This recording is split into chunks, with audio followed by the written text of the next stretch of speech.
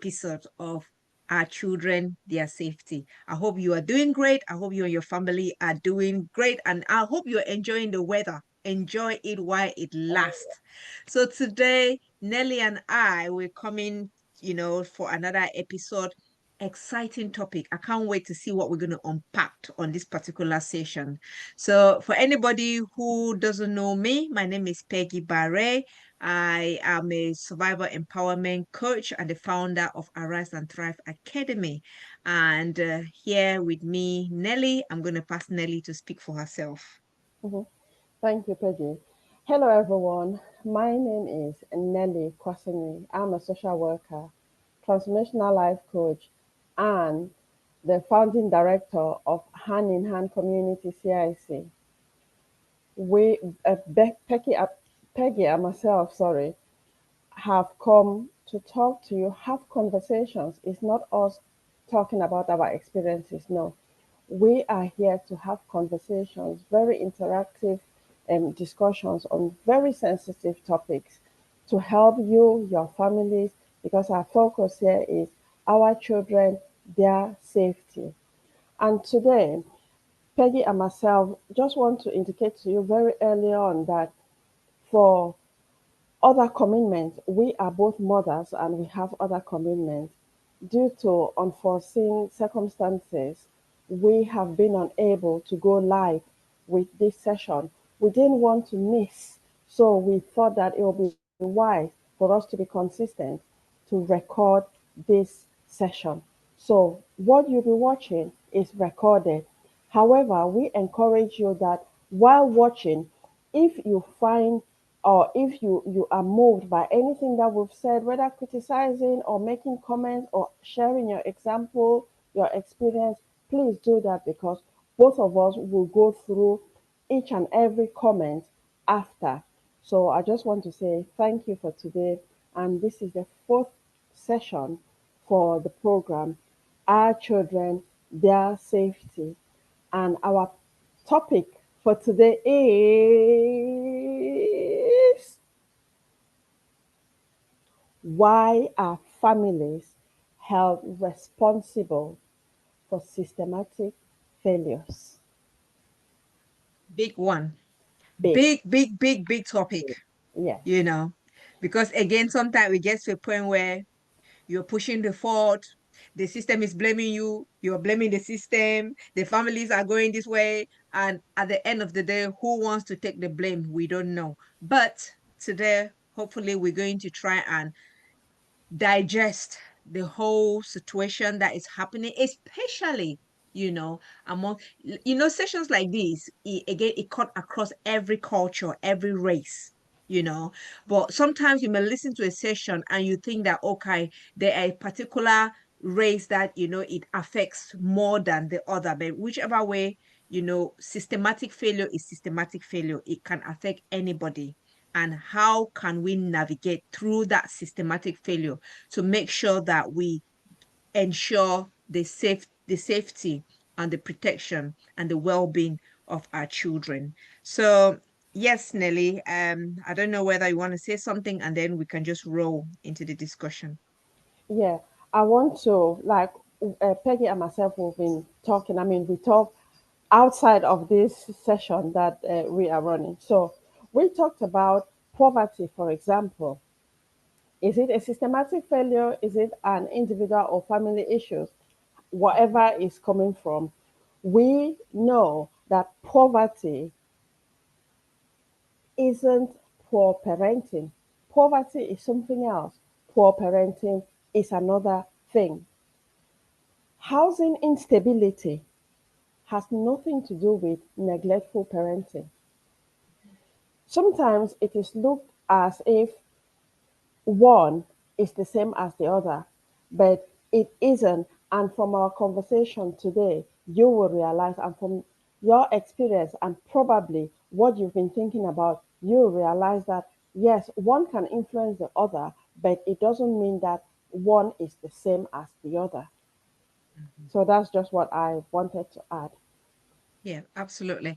And before we dive into the discussion, for clarity, When we talk about systematic failures, we're talking about factors that the system contributes to it. We're looking at, nearly I've mentioned about poverty. We've talked about immigration. We've talked about poor housing. We've talked about poor education. So these are some of the areas or some of the issues that individuals we do face in our communities, and whether we like it or not, some of the things is out of our control. Some of them we don't even know how to start and where to end with them. But at the end of the day, it is bringing pressure on individual families and to an extent affecting the children. And then by the time you know it, the social services is knocking on your door and you're asking why. And, if you want to start looking at the top, if you want to just, sometimes they just look at the surface issue without actually going underneath to find the root cause of that issue.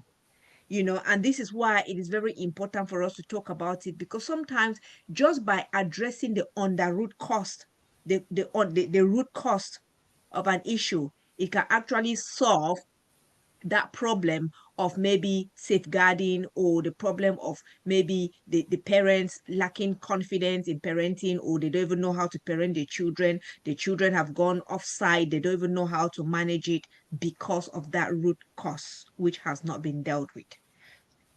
Yeah.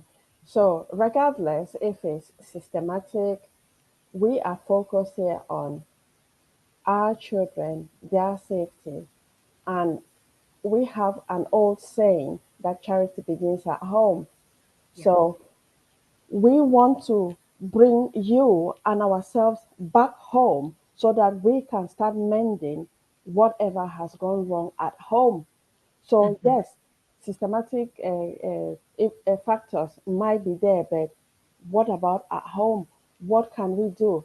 So in this session today, we will talk about some of the reasons why we think, from research anyway, that families are being blamed for systematic failure. It won't end there. We are not saying that we are blaming parents. We are doing this to raise awareness because most of this information is from research that we have done.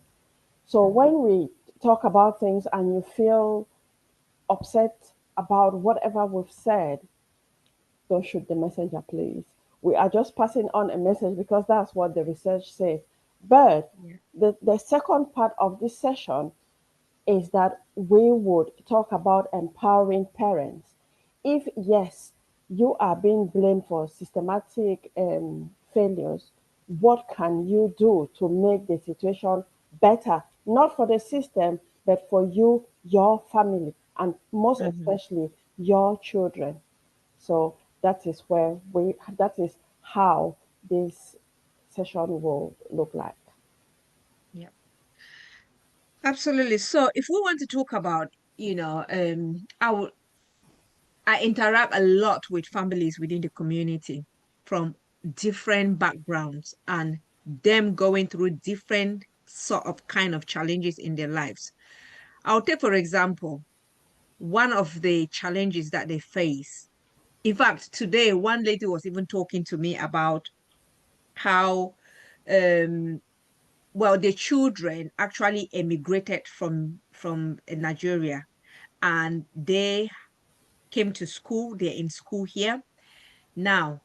These children, so this is just one form of the systematic failure that we're talking about, which maybe is not even recognized by the educational institution.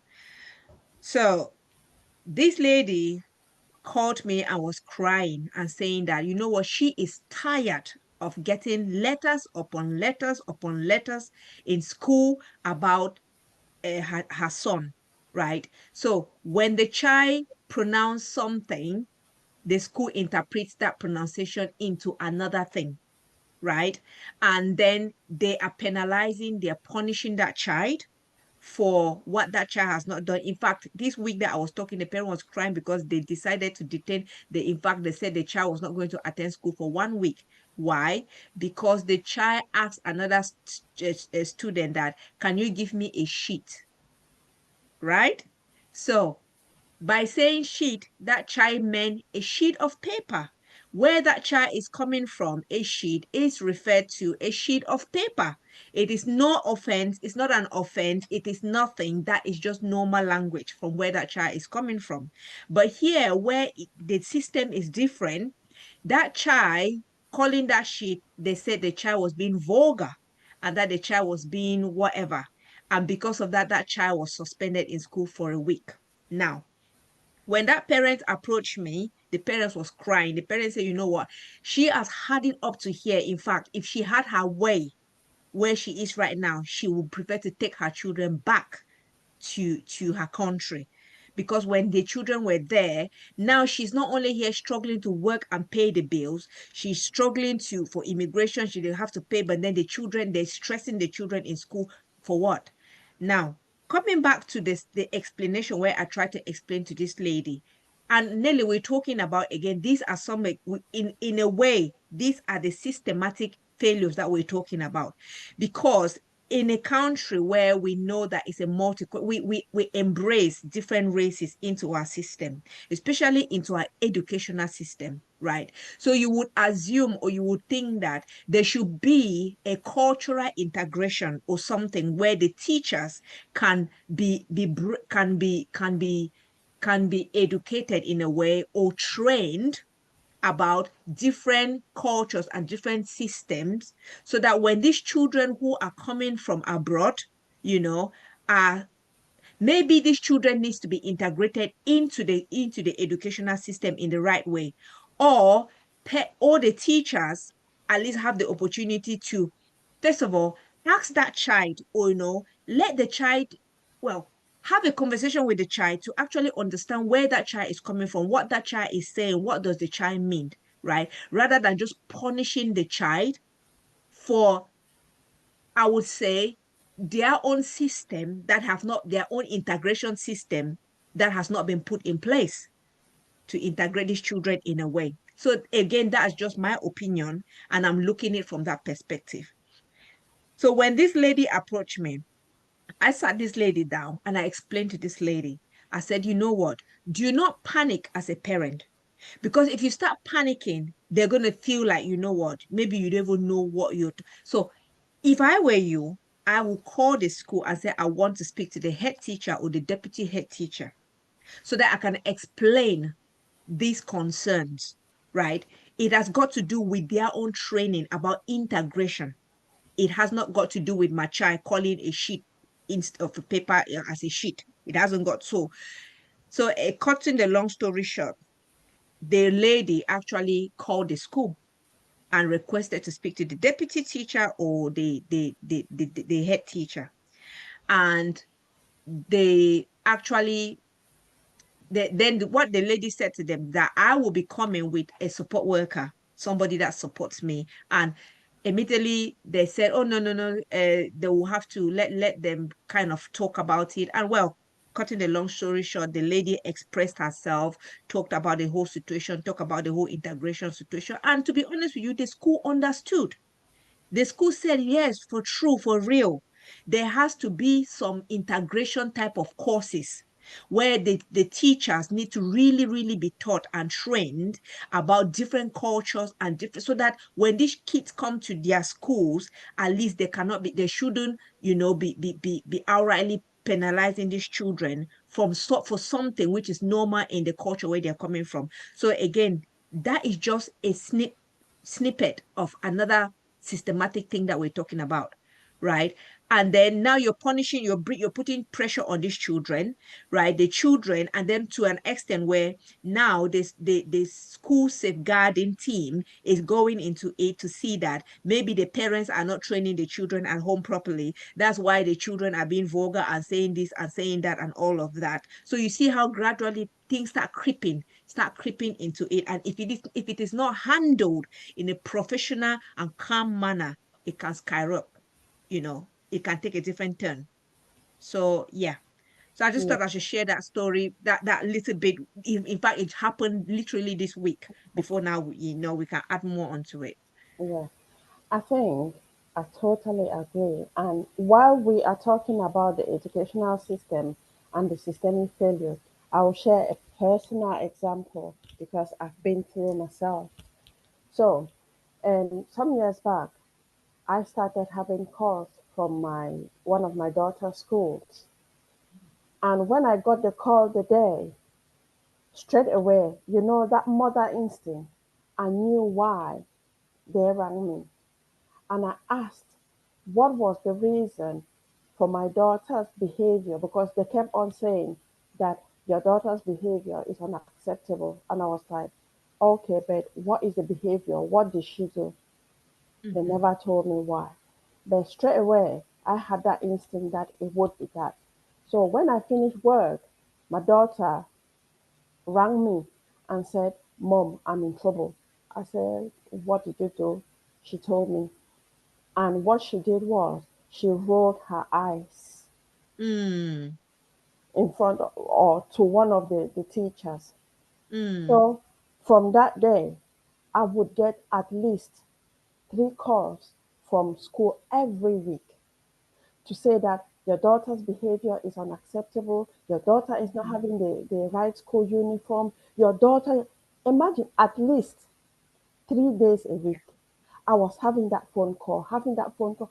And then my daughter kept coming and was asking me some questions that, Mm-hmm. Mom, are we on benefit? I'm like, what?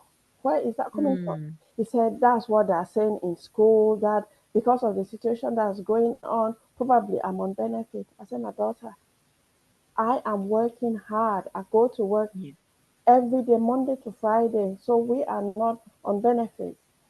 Mm-hmm. So, but every week, every like at least 3 times a week, I knew I'll get a call. So back at work, I told my colleagues, I said, I'm getting really frustrated with school. They Mm-hmm. advised me to request for a meeting, just like this lady you talked about. Yeah. I requested for a meeting to speak to the head of form Mm-hmm. and the teacher. We went to the meeting, and what they said to me didn't make any sense. And I was like, okay. I said, my daughter is a private person. If she does something wrong, call for her and speak to her, because what school was doing is when they see her on the playground, they'll just shout her name and say skirt because her skirt was short. And then when they Mm-hmm. do that, she will instead fold the skirt again to be shorter. So I told them, I said, no, call her and talk to her in the office, because she's a private Yeah. person. But that continued. So I was getting frustrated and I told my colleagues. My colleague said, Nelly, go to school as a parent and not as a professional. I said, Yeah. okay, I will try. But the situation was not getting better. And what made me really worried was because my daughter was to write her GCSEs. It was Mm. time for registration, not writing yet. She was a year before the GCSE, and they told Mm-hmm. her she will not pick the subjects that she wanted to pick. And my question was, the so-called behavior that you are talking about, how is that impacting on her academic Mm-hmm. performance? It isn't. They said until her behavior improves before she'll register for the subject. I said, I don't get the correlation. Anyway, Yeah.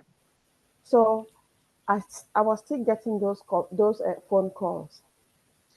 So what really, really got me was one day they said, Nelly, if you don't have money, that was a phone call, that Nelly, if you don't have money to buy your daughter's school uniform, buy it and bring the receipt. We will reimburse you the money. Such an insult. I was like, excuse me. I said, listen, money is not the issue. I Mm. go to the school uniform shop and I buy a size up because my daughter has is bigger. Yeah. So I said, I'm not a seamstress to go and stitch her a uniform. But I said, you know what? Money is not an issue because I go to the Mm-hmm. shop and I buy her a school uniform that they sell there. Yeah. But it continued, and I had enough. I said, I told my colleagues, I said, listen, I can't bear this anymore. So Mm-hmm. one day, the a call came from school, because each time my phone rang, I would look at it. If it was from school, I would not be surprised. So that day, Mm-hmm. the phone call came, and I think it was a receptionist. She was like, your daughter is in trouble. I said, okay. She said, she has detention. My response was okay. So everything she said, my response was okay. She said, Mm-hmm. do you even know what detention means? I said, okay. And then she said, detention is not a good thing. And but anything she said, I just said, okay. And from the sound of her voice, she got upset because I was just like, there was no issue. Mm-hmm. I was just responding, okay. So Mm-hmm. the next day, I got a call from a male teacher. I was driving home. When I saw the call, I was like, no, I need to park the car and Yeah. answer the phone call. So I parked the car and I said, hello. They wanted to verify if it's me. I said, yeah, it's me. They said, your daughter's behavior is unacceptable. Da, da, da, da, da, da. I was talking a lot, a lot. I was very patient. I listened. When that teacher had finished, I said, okay, thank you so much, sir. I said, I am a social worker and I work with children and families. I Mm-hmm. know my children. I support my children. You school. I send my children to school for you to Mm-hmm. care for them. Instead, you are making my child not to want to go to school, because Yeah. every Monday, I noticed that every Monday, my daughter will give all sorts of excuses because she didn't want to go to school. Yeah. But on that day that I made that call, I felt that relief that Yes. I've said it. Yeah.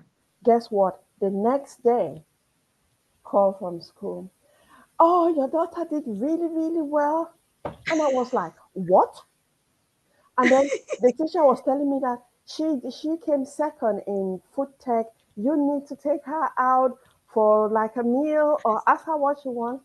I said, teacher, I speak with my daughters, with my children, every single day. I said, Mm-hmm. that was yesterday, not today. I said, she Mm-hmm. had that performance yesterday, and she's told me what she wants, and I've given her.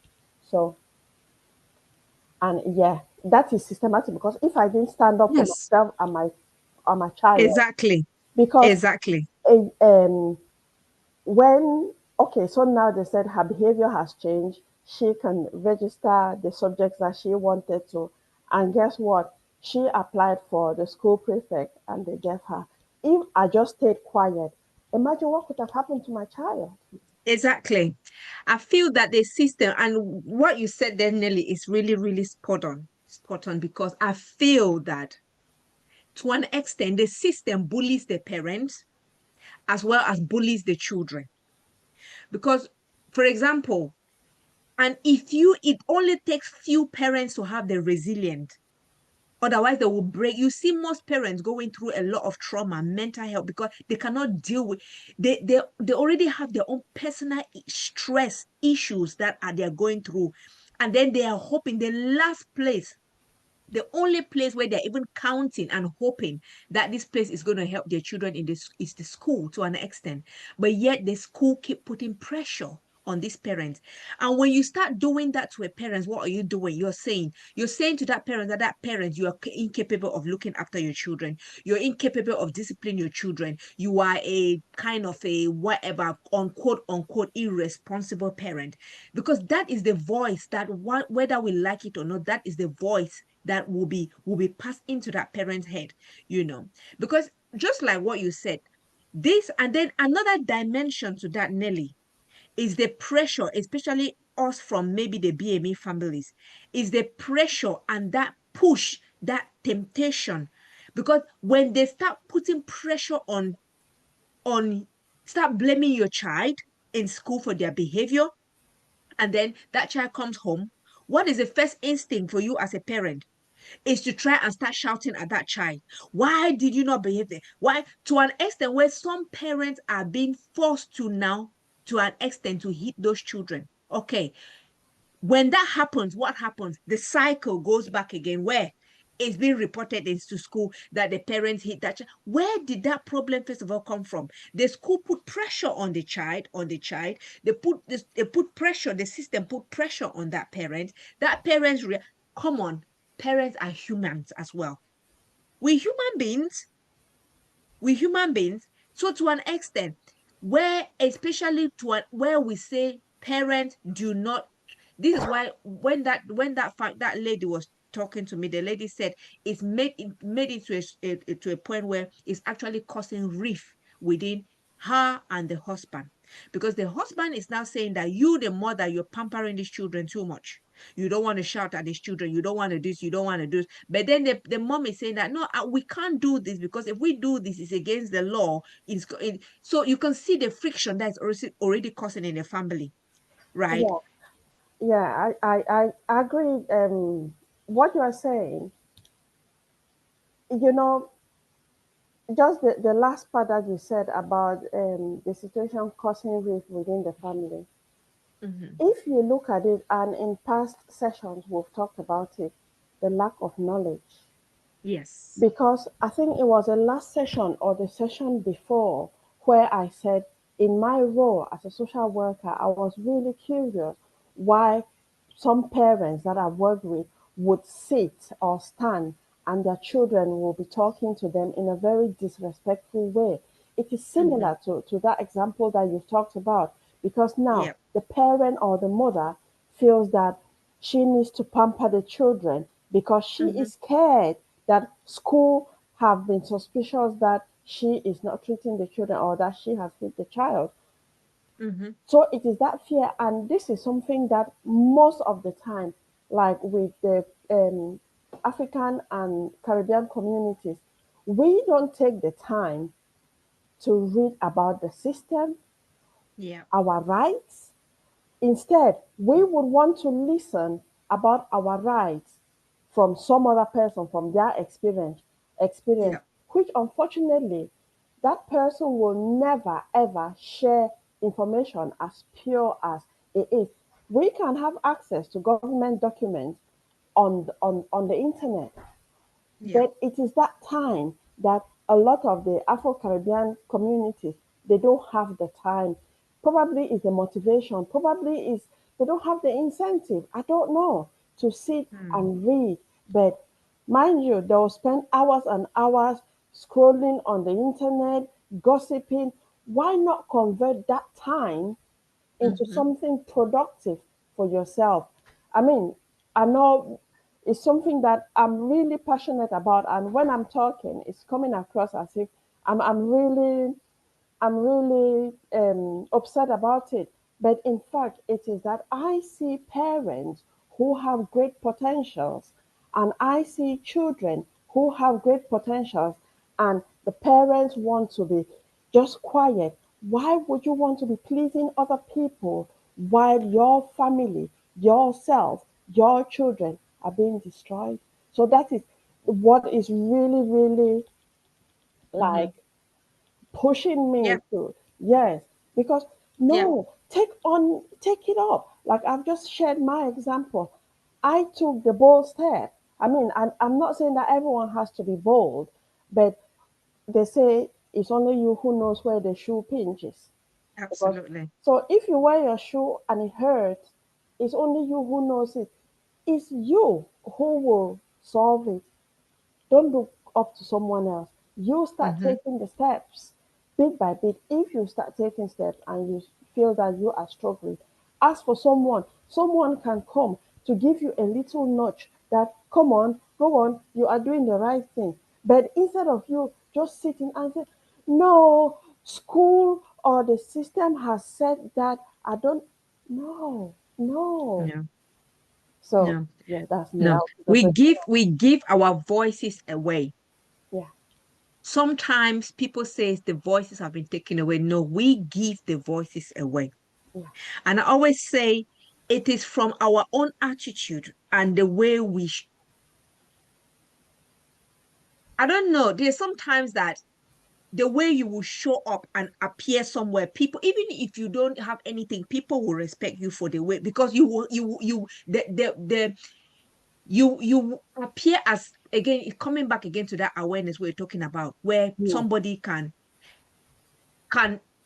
let me go back to what I was trying to say, that these parents that I was talking about, I said to the parents, you see the complaints that you get every day. When those complaint comes, what do you do with them? Do you just read it, or maybe just take it, whatever thing the school have said, and then you just put it at the side? No, it is time to start having a log, start logging these complaints and having a conversation with your child. Because again, this is the thing that sometimes we parents, when we get the complaint from school, we just kind of just passive about it. Right. Sometimes we just passive about it. We don't even have the time to sit that child down and say, but explain to me what really happened. Right. So that you can actually have a feel and the bigger picture of what happened that led to that decision that the school took. And what parents need to be doing is that they need to be logging that complaint. If complaint comes today, log the complaint down. Why was the complaint given? What is your child's own opinion around that complaint? Put it down.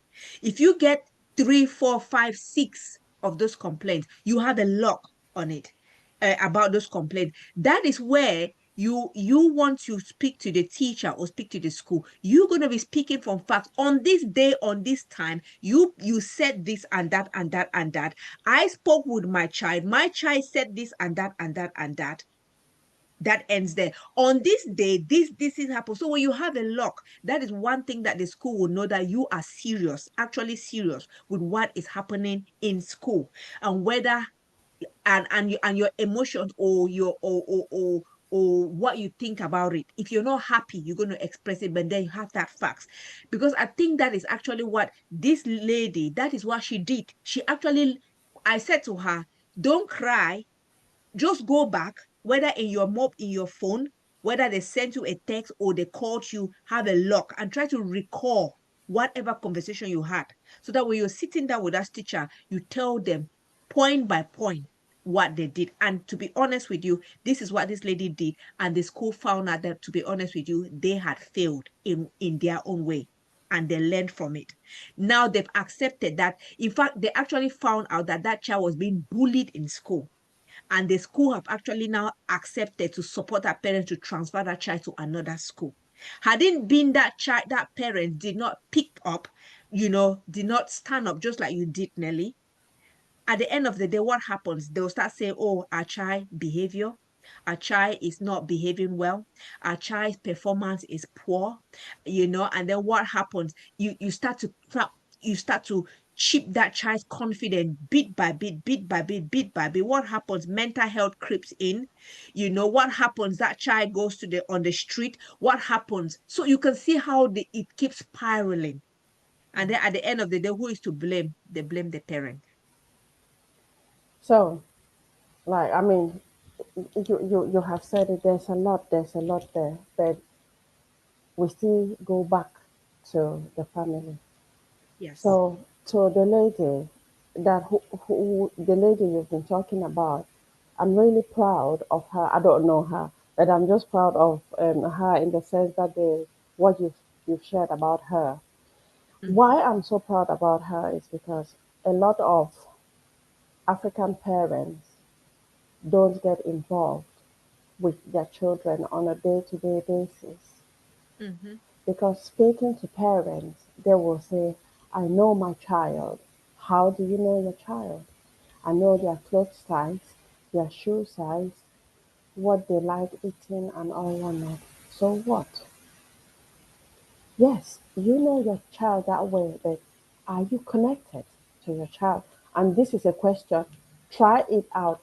If you ask 10 parents, 10 will say they are connected to their child. But if you ask how connected, you'll be amazed by the answers. But for me, when I talk about connection, I mean emotional connection. Mm-hmm. Because like parents that I've spoken to, they said that I spend the whole day with the child, with my child or children at home. Yes, you spend time. That's physical availability, but not emotional availability. You can be with your child. Some say I sit with my children in the living room in the evenings. What do you do? Well, we watch movies. Everyone is on their phones, gadgets. So how are you connected? So, so to me, Absolutely. probably it's because my my area is emotions. Mm-hmm. I focus a lot on it, and Mm-hmm. I feel that emotions. I mean, we are emotional beings. We are Yeah. social beings. When we do not have that emotional awareness, Mm-hmm. we really struggle because it affects a lot of the aspects in our lives because Yeah. we struggle to relate with other people. Yes, we can talk with people, but is it impactful? Yep. Because don't just talk because you need to talk, but unfortunately, that's what so many people do. They just talk because they have found themselves in positions where they have to talk. They don't they don't think of the content or the context or the value of what they are talking. They just talk. And sometimes, like, I look at people and I'm hearing what they are saying, and in my head, I'm just saying, please, you are just exposing your stupidity. Why not just stay quiet? But then, that false confidence that they're just Yes. speaking with that bravado, just speaking. But no, so Absolutely. it is emotional intelligence is very, very important because Very, if, very key. yeah, Very, very key. Very key. And I feel that emotional intelligence is actually an area where we again, because to an extent, most people were never taught emotional intelligence. Emotional intelligence, to an extent, is learned.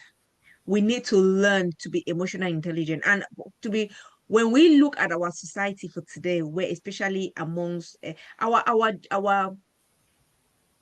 there are certain generations that are very, very sensitive to, they're very emotionally intelligent, they're highly emotionally intelligent, but others that they're not just bothered.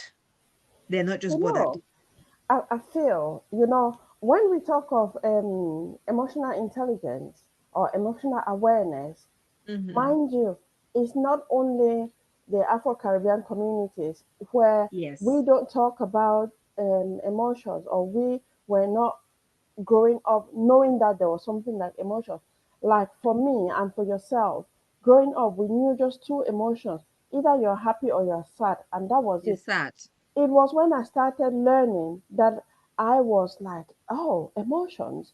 And because of the curiosity I had, I started finding out, doing so much work, research around emotion. Anyway, it is not just people from the Afro Caribbean communities. Because for myself, when I talk about cultures, it could be cultures within a family. Because Yeah. the culture in my family is different from the culture in your family. So Hmm. that again is different aspects. It's just like today, I had an emotional well-being workshop, and some of the ladies who were there, English ladies, and they said, growing up, they never ever talked about emotions within the family, and Hmm. that is very, very common. So that's where I come with cultural cultural differences because it's Hmm. not like a community or Africans or Caribbean. No, within families they have different cultures. So yes, Yeah. it's general. People grow up and they don't talk about emotions. But now it's weird because like I learned to talk about emotions. My children, because I've been talking about it so much, now we can easily relate because Yes. they know that they can talk about their emotions. But then Yeah.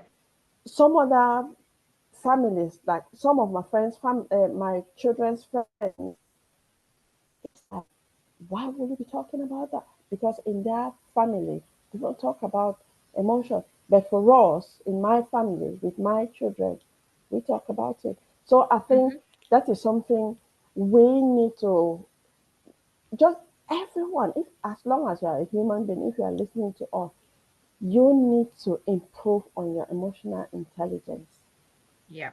Because when you become emotionally aware, you read things very differently and you can Yeah. deal with situations easier. You will see the challenges, but because you've mastered your emotions, you will easily take a step back. Yeah. Because sometimes when we see a situation, we become so overwhelmed. We start, and we think for the worst. But if you develop that sense of taking a step back and thinking, why did that happen? How can you Yeah. deal with it? You realize that Yeah. you will deal with that situation differently instead of just panicking. Because when you panic, it is obvious that you will do the wrong thing. You will say the wrong Absolutely. thing and you will behave the wrong way, which Yeah. in a way you will implicate yourself the more. Absolutely. Absolutely. That is so true. And as parents, it's advisable to actually learn emotional intelligence so that we can also teach our children emotional intelligence, because our children, whatever thing they take, they're copying from us, they're seeing from us. How do we flirt with our how do we deal with circumstances, how do we deal with crisis when we're under pressure, how do we all these things that we do, in one way or the other, our children are also taking on these things. So Nelly, we want to talk about again, there was a powerful statement that we made that poverty is not poor parenting. And we talked about poverty. Poverty comes down to maybe people get poor in different circumstances. Some people may be poor because of they don't have the educational standard, or maybe they don't have the ability to go to work, they don't have the ability to go to school. They may be poor because of either immigration and all of that. Can we explore on the fact that where systematic failures can kind of contribute to that poverty? Okay, let me just give an example. I'll need to be reading this because I took time to write it down. Okay. So Yeah. an example is a parent who is on universal credit is seen as not trying hard enough. This Hmm. person is capable of working. However, because of childcare, he can only do certain hours. The Hmm. jobs that he is looking for do not accept 0 hours contract. Hmm. So then he can't afford to pay for childcare. And now with the benefit caps making survival nearly impossible. So Hmm. that one is direct. It has a direct impact on the family because the one of the parent, or it could be a single parent, they want to Hmm. work, and for them to work and take care of the child, they need they need to pay the childcare cost, or they need 0 hour contract. But then the kind of job they want, they don't offer it. Hmm. So then, who is to blame? Exactly. So this is it because the parent now, for the sake of their children, they want to stay at home and take care of the children because there's no 0 hour contract. But then the parents get blamed for not Yeah. working hard enough. So that Hmm. clearly is a systematic failure, but unfortunately, it goes down to the parent. So there are just so many different examples. You've talked about school, and yeah, there are just so many different examples. Yeah. So you asked something before I started answering this. What was that again? Yeah. Yeah, no, I was just talking about we talked about systematic because again, you look at this on both sides. Mm-hmm. Those who are on universal credit, you see a family, again, we're talking about diverse culture. Mm-hmm. where you see people, some parents who are on universal credit, and again, they cannot go to work because of childcare. They cannot, maybe they don't even want to go to work because all their life, their generation down line has never even worked. You know, how do you want to, and how do they want to go to work where they've never had anybody in their family worked before? All their life, their generation from grandparents, great grandparents have always been on benefit. Now that is a situation where they are now faced in that trap, that cycle of, but then can you now blame them for being on for being in that situation? And then maybe again, this is a tricky one, because again, being on benefit does not mean you haven't got you cannot look after your children. This is another thing, because again, we see most instances where parents are being, not chastised, I won't say chastised, families are being blamed. It is this belief that when you're on benefit, that means you cannot take care of your children, or you cannot provide the needs of your children. But that is a big myth with it, which has to, it's not right. Yeah, I mean, people go on. I mean, the benefit system, the welfare system was created to help people struggle. Yeah. But then, which is, this is my personal opinion, but Mm-hmm. then at the time, I'm sure we talked about the nanny states some Yeah. time ago. Yeah. At the time, when the nanny state was being created, the reason was to support people. However, it seems they envisage a short-term solution. Yes. Unfortunately, the system became what it is today, and it's getting worse and worse. So, going back to work, there are some people who, or some families, who have not worked for so many generations. So, Mm-hmm. growing up, the next generation to the next to the next, they have learned to be work less. So Mm-hmm. they have never known how to work. So then they don't have the zeal to work. But Mm-hmm. like you and me, we grew up where we had to do everything. So Yeah. we work and we work and we work. But some people, they don't want to work. It's not a judgment on anyone with their Mm-hmm. socioeconomic standards, Mm-hmm. but to an extent, poverty is a state of mind, Yes. because you and me can be on benefit, receiving exactly the same amount, paying exactly the same amount in bills. However, you might have, you might know how to budget the little you have to provide Yeah. balanced meal for your children on a daily basis. Whereas on Mm-hmm. my side, I might prefer to get takeaways, which might last me just for a week. And then for the rest of the 3 weeks, me and my children have nothing. So that's why I say it is a state of mind, because how do you manage with what you have? And sometimes people will have this money and not pay their bills, but they'll Mm-hmm. look at what can they do to double the money, get into gambling, get into or whatnot, and then all the money is gone and they don't have anything. Sometimes, because of the pressure that people experience, they take the money, instead of doing something productive with it, they'll go into, whether it's alcohol or drugs, because they want to numb that emotional pain that they are Mm-hmm. experiencing. So this is not directly linked to poverty, but is the impact that can be as a result of the poverty. So, Yeah. like you said, this argument is a two-way, because sometimes you see that the government is doing their best, Yeah. but then on the other side, the parents are not doing their best, and then you start thinking, who is to blame here? But again, Mm-hmm. the other way around, You might say that the government is not doing their best and the parent is trying the best they can, but they still get blamed. So there's no win-win in this situation.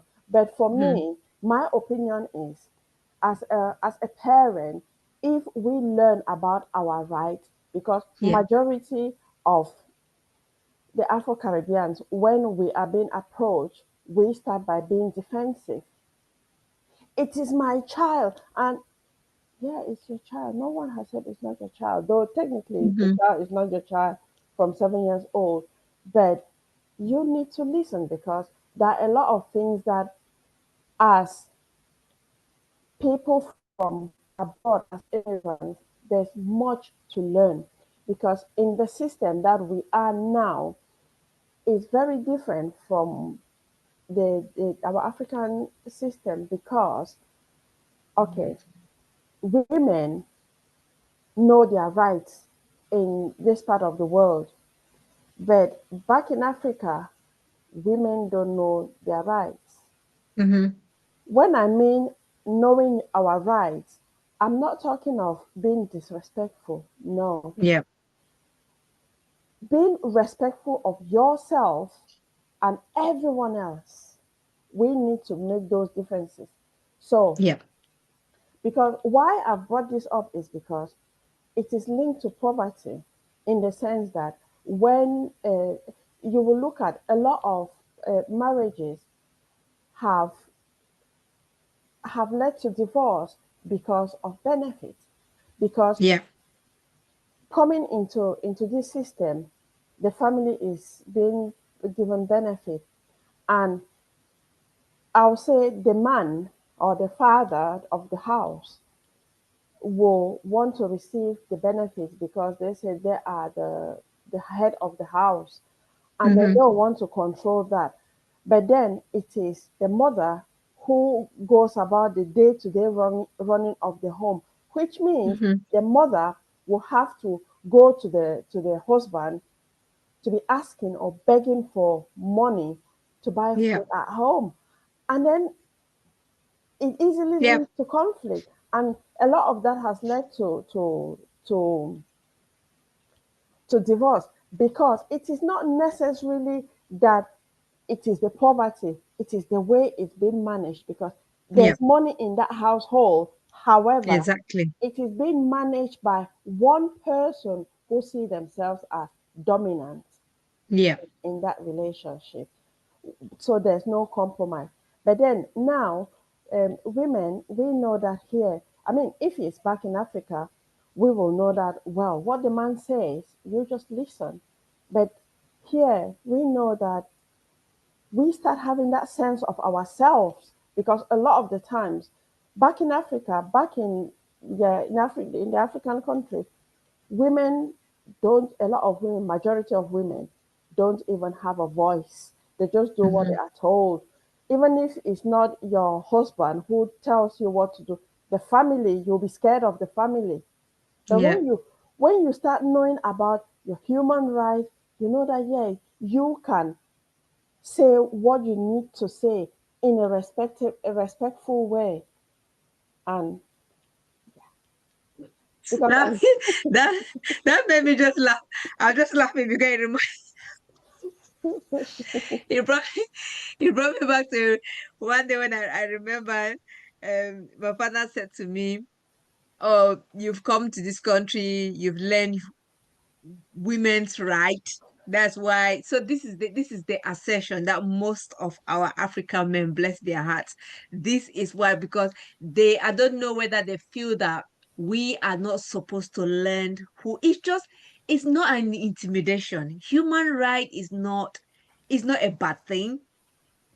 Isn't it good that when your wife or your partner can actually express themselves to tell you how they feel and how you can help them deal with that emotion? Isn't it good?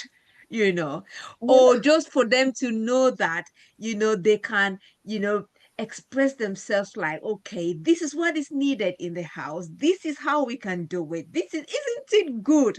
But then when we get to that point, they feel like, oh, we they see the human right as a bad thing. And that is the problem. Exactly.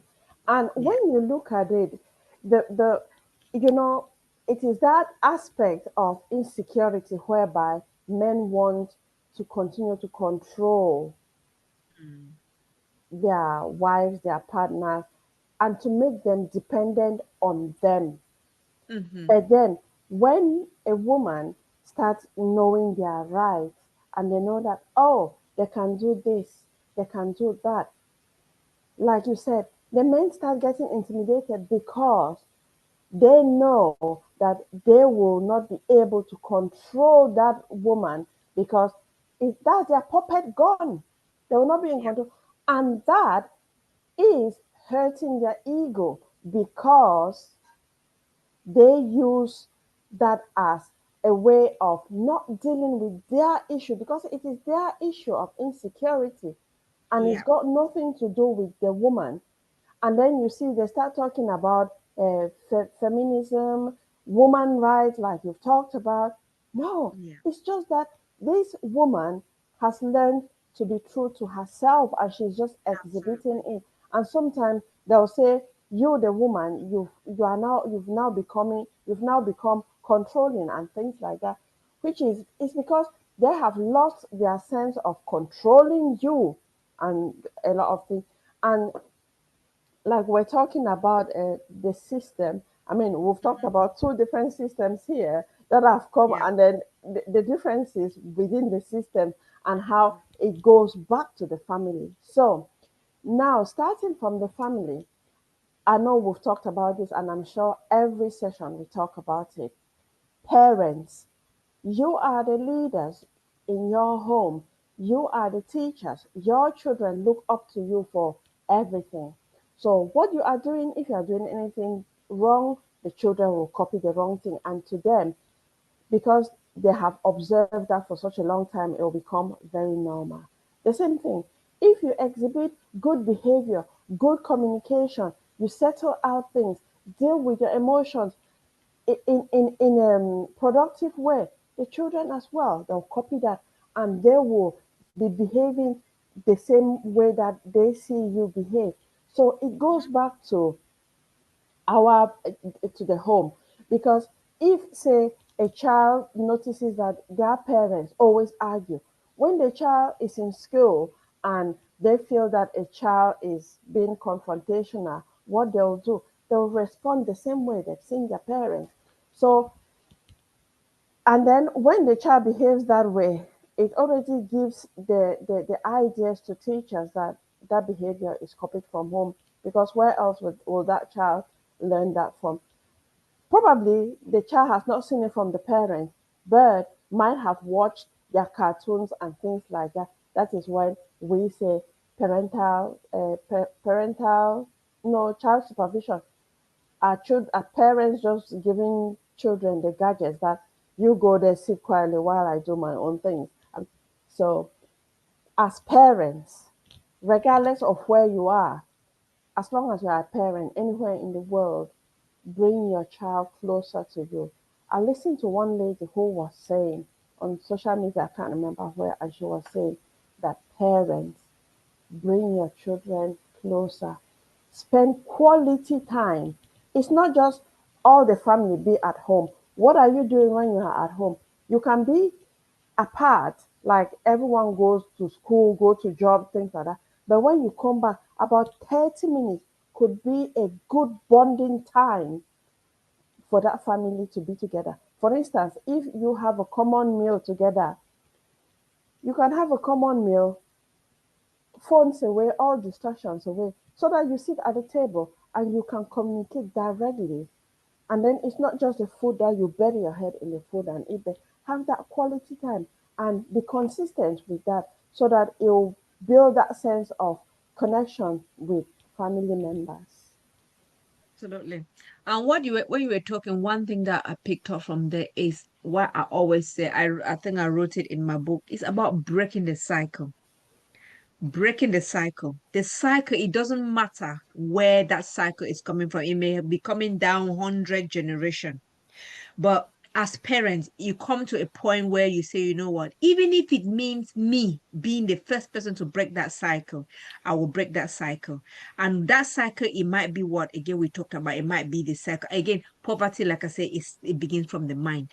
It might be the cycle of not being emotionally intelligent. It might be the cycle of not being willing to go to work, or not being willing to go back to school, or, what I always say is that as parents, we carry these children. We we go through thick and thin with them. We give birth to these children.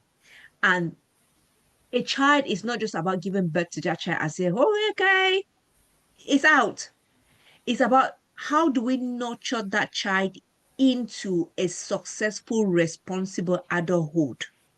Because mind you, if we don't do that, then that means we are one in one way or the other, we're also setting trap for trauma for us as parents. Because if it doesn't go that, again, like I say, there's sometimes that as parents you will do your best, your utmost best, but yet that child still chooses to go down another route.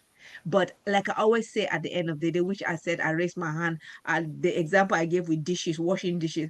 I said, I would, wherever, if my son gets married tomorrow, if I walk into their home, I'll raise my hands up and say, hey, wifey, I already taught him from when he was very young how to wash it. So if he's not doing now, it's not my fault. So these are some of the things that we have to, at the end of the day, we just have to be satisfied in our own mind, satisfied in our own conscience that we have done our best, utmost best as a parent.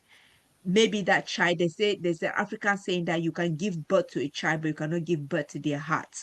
But at that point, you as a parent, you'll be satisfied that, you know what, I gave the best to that child, but that child decided to take their own path.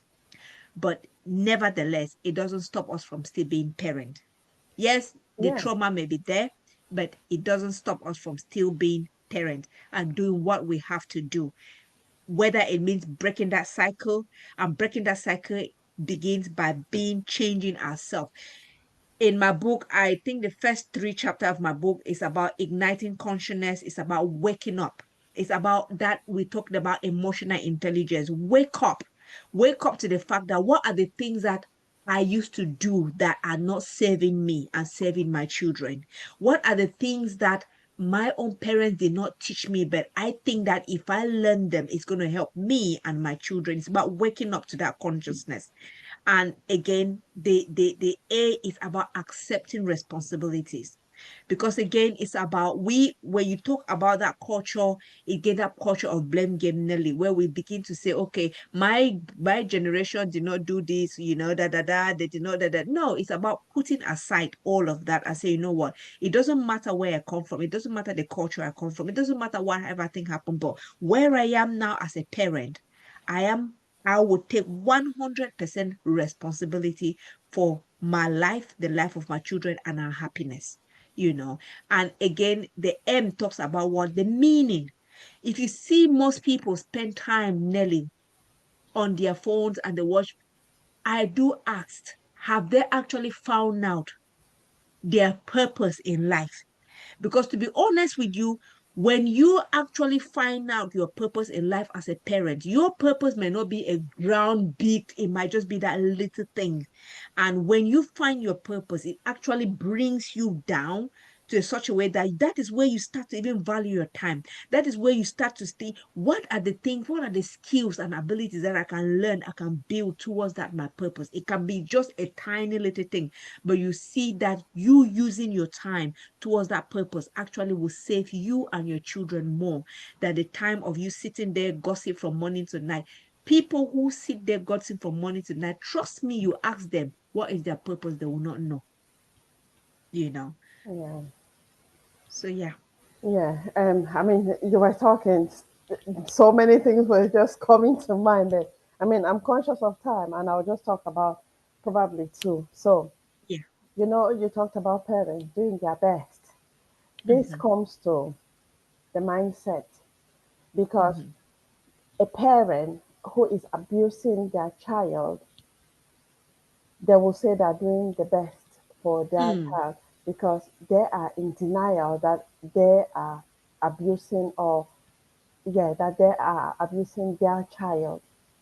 Yeah. And that one comes from fear, Yeah.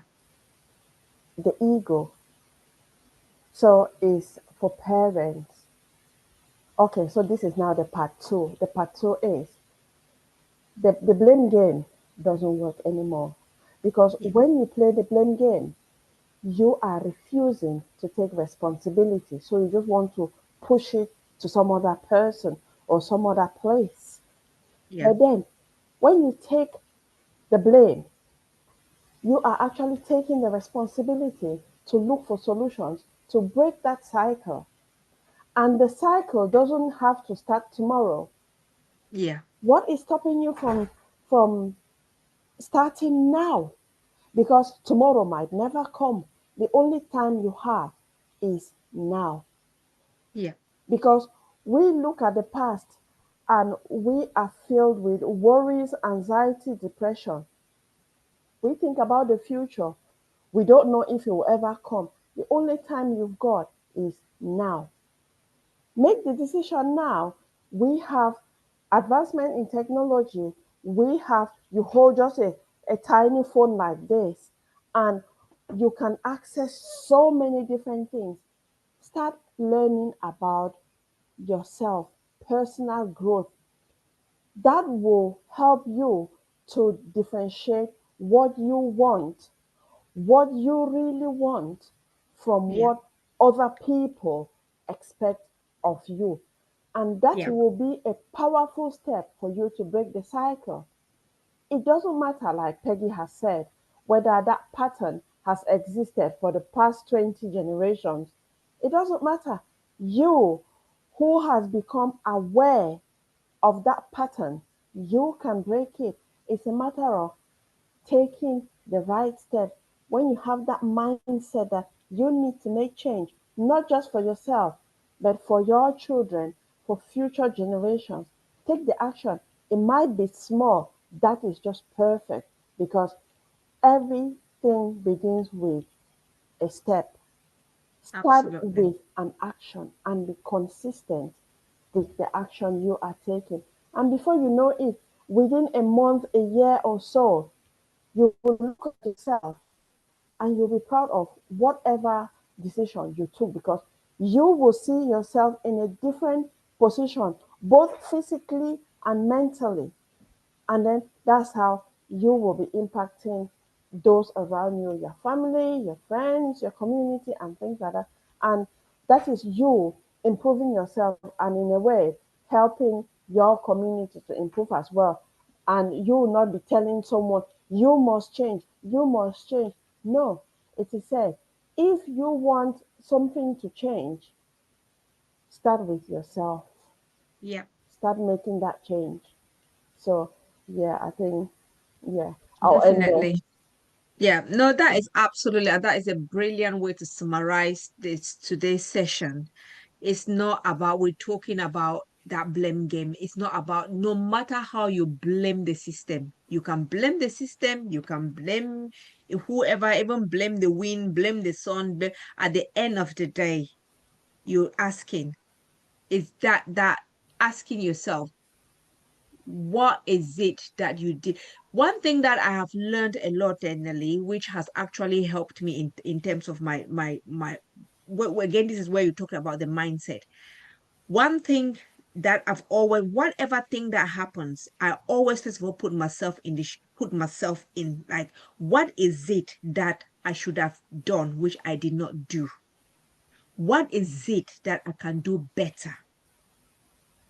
So these are, when we start to ask these questions, then these are conscious questions where we are asking about how can we learn, how can we make things different. And it's not about blaming ourselves. We're not saying that don't blame the system. There are some parents and where that are blaming themselves, they blame themselves in such a way that they are drowning in that blame. No, it's not your fault neither. It's not your fault. It's not your fault that maybe you don't know what you don't know. So again, it's about taking that step, like Nelly said, to, say, I'm going to take this bold step and learn, no matter how small, little, day by day, how can I make myself better? Because by transforming ourselves, I tell you, like I always say, if I did not work on myself, there was a time where I call it was my mental rebirth. Like I say in my book, across my book, I write about mental rebirth, where I said, you know what? I'm going to transform my mind, not for anybody, but for me. And if I did not go through that thorough transformation, I don't even think that I would have even had the ability and the zeal to even be a parent. So it's about working ourselves in out. So it's very, very important. Yeah. So yeah. So I think add before we I'll just add before we finish that in anything you do, look out Yeah. for these three things: shame, Yeah. guilt, and regret. Because these three things are like a trap. Because, Mm-hmm. okay, let's say you say no to your child, you will feel shameful that, oh, you don't love your child or things like that, Mm. which is not true. So if you take any action, ask yourself, is there any aspects or what are the aspects of shame? What are the aspects of guilt? And what are the Mm-hmm. aspects of regret? If you can get yourself free from these three things in whatever you do, or if you can identify them, that will be a massive step for you to start making the change within yourself, Yeah. because these three things, shame, guilt, and regret, they keep us within that cycle. But it's time Yeah. to free yourself from that cycle. No one is coming to free you. People can come, give you ideas, give you information, but the final decision is down to you. It's down to you. And that is when sometimes I say, not everyone needs help, because you might offer help to someone and they don't want to make that final decision and they just throw the ideas out of the window. So it Mm-hmm. is everyone's responsibility to care for themselves mentally, physically. Absolutely. Yeah. Yes. So thank you, everybody. Thank you for those that, like we say, we thought this session will still needs to go on. And yes, if you I hope you would have learned something from this session today. And please, as you're watching, listening, put your question down, put your comment down. We are going to be reading your questions and reading your comments. And of course, if there is any topic that you really want us to talk about, please put them in the comments and then we can actually talk about, because sometimes when we have this topic, we read around, we do research around, what is there in theory, and then we bring in our own personal experiences, into it. And the whole purpose is just to make sure we raise that awareness so that we can be better parents and make sure that, we give our children the best that we can give. So thank you so much for listening today. Thank you for being a part, and thank you for leaving your comment and commenting, and also thank you for sharing. Please share with your families and friends, because you never know who you will just help. So it's very, very important. Sharing is caring. So thank you so much for today. And Nelly, anything to Yeah. say before we say Yeah. do have a good night? Thank you so much. Enjoy the weather. I hope the weather lasts a bit longer, the good weather. So thank you so Yeah. much. I will look forward to and not to the next session. And like Peggy has said, we need you to come and join the panel. So we talk on these very sensitive topics to raise awareness so we can become better individuals, better parents, bringing up confident children. So thank you so much and enjoy the rest of the evening. Thank you. Thank you. Bye bye.